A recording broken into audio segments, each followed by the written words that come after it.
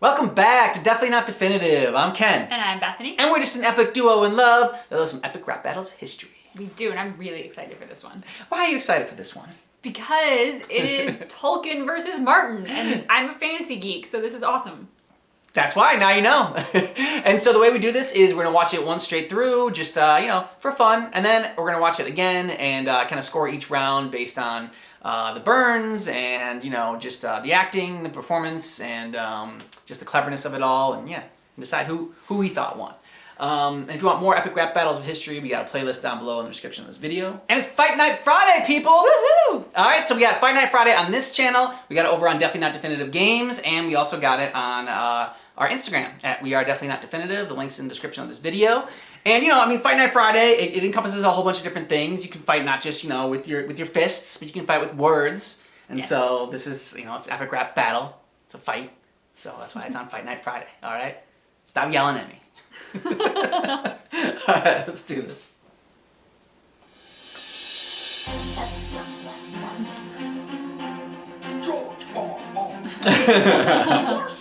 JRR Tolkien! Brace yourself! Gather up your trolls and your soldier elves! And your ents and your orcs and your wargs and your stings, your dwarves and clamdrings! Cause there's a new leader to every lord in the ring!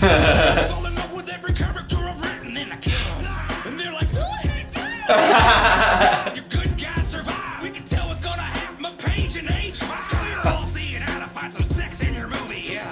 Ditch the Goonie and cast a couple boobies! There's a year plots and not David the Gnome! Your hobbit hole heroes can't handle my throne! Kings, queens, dragons, dwarves, horses, fortresses, magic and swords! You hopped my whole shit, you uninspired hound! Welcome to Shire Rock! In book sales you got nothing to say! I'm number 1 and 2, you're under 50 shades of grey! I got the balls of a pro! Your shit's subpar! You're a pirate, you even stole my art! We all know the world is full of chance and anarchy. So yes, it's true to life for characters that die randomly. But newsflash, the genre's called fantasy. It's meant to be like realistic, you my epic vanity. I conscientiously object to what you're doing on these beats. I'll cut you like my teeth on Beauty and the Beast. You went too deep, Professor Tweed Pants. We don't need the backstory on every fucking tree branch. Princes of the song. You locked your Santa Claus ass through Vietnam. And it's hard for me to take criticism on clothes. From a dude who sends a raven to say hi to his toes. Your fat jokes are worse than your pipe smoke. My show's the hottest thing on HBO. I'm rock and roll, you're a nerdy little nebbish, and I may be dirty, but you got a hairy foot fetish, dog. Even the names of your characters suck. You got buffers and buffers and brandy bucks. I got a second breakfast for all them goofy fucks. Lift up my gut and teabagging's my nuts. Yes, Lewis and I were just discussing how you and Jon Snow both know nothing. Box office is billions, got my children making millions off our Silmarils, and I'm more rock and roll than you've ever been. Don't believe me? Ask Led Zeppelin. Yeah. Racist fellow, sit up too towering. Every time I battle, it's Return of the King. Ooh. Yep. Okay, so this was a little different because, I guess because both characters are a little bit older, everything was a little bit slowed down more in the rap and the beats, and so this one was seemed like fast paced, except for that one time that George R.R. Martin went off. There is a dig that Tolkien didn't do that is so ripe for the taking. I'm kind of bummed. At least Tolkien finished his books.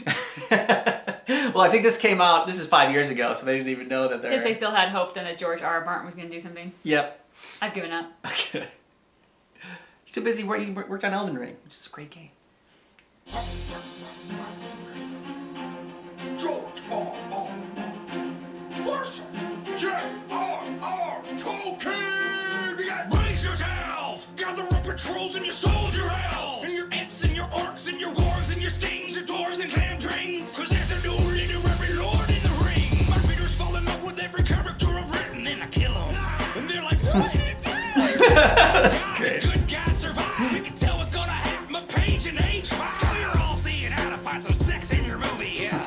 Ditch the Goonie and cast a couple boobies! There's a year plots and not David the Gnome! Your hobbit hole heroes can't handle my throne! Kings, queens, dragons, dwarves, horses, fortresses, magic and swords! You hopped my whole shit, you uninspired hound! You want a war, George? Welcome to Shire Rock! In book sales you got nothing to say! I'm number 1 and 2, you're under 50 shades of grey! I got the pros of a pro! Your shit's subpar! You're a pirate, you even stole my art! romance and anarchy. So yes, it's true to life for characters that die randomly. But newsflash, the genre's called fantasy. It's meant to be unrealistic, you myopic vanity.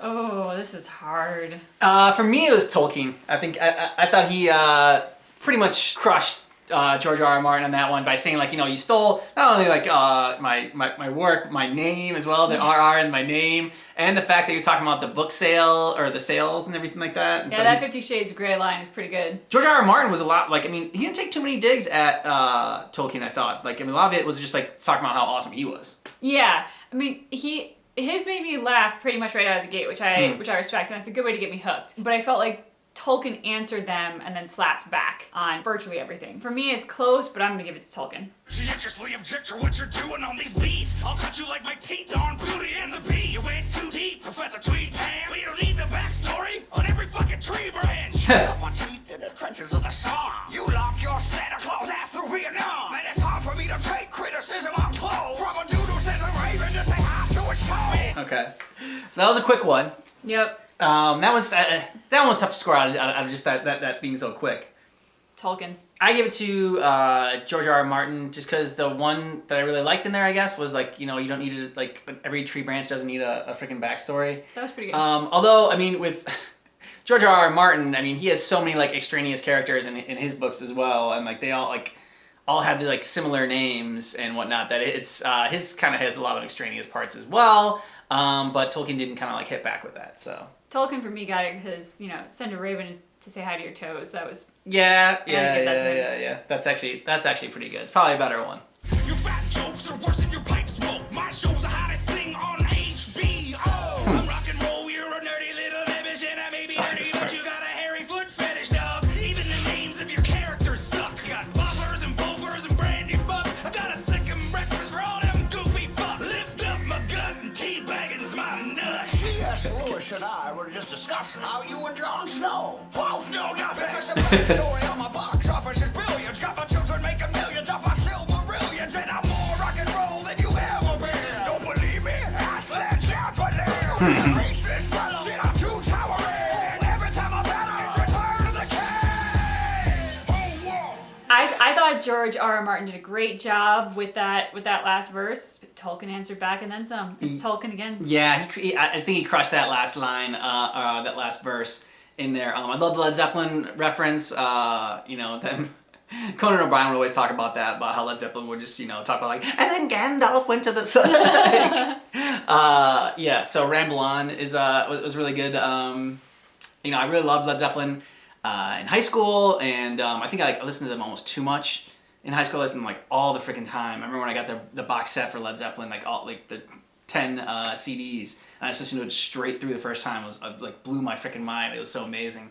And then it was always on the radio all the time. Just dated myself. Yes, I listened to the radio. I was in high school, and yeah, so I liked that line, and yeah, he brought in like the Two Towers and Return of the King in his as well. Yep. So I just thought that his was more clever, and I thought his wasn't so much of a, he didn't need to take as much of a dig at George R.R. Martin's, like he like cut him down so much. Now he just at the end of it, he just needed to talk about how great he was, and I kind of liked that build of his whole kind of rap throughout it. Yeah, I agree. I like the structure of Tolkien's. To me, after watching the first time, I was like, oh, this is going to be so tough, because in the past, if it's been so clear that like I voted for the same person over and over again, the distinction between the raps has been more drastic, and it's been kind of obvious that maybe one of them fell a little bit short or was just kind of more obviously weaker. But in this particular case, I felt like George R.R. Martin came out strong, and Tolkien just was like, yes, I hear you, and take this to every single one of them. And so it was, yeah, I mean, he owned them. Let us know what you thought about this down below in the comments, and who you thought won and why, and more suggestions for Epic Rap Battles of History. We're going to continue doing that. Thanks so much for checking out our reaction for JRR Tolkien and George R.R. Martin, Epic Rap Battles of History, but just keep in mind that our reaction is definitely not definitive.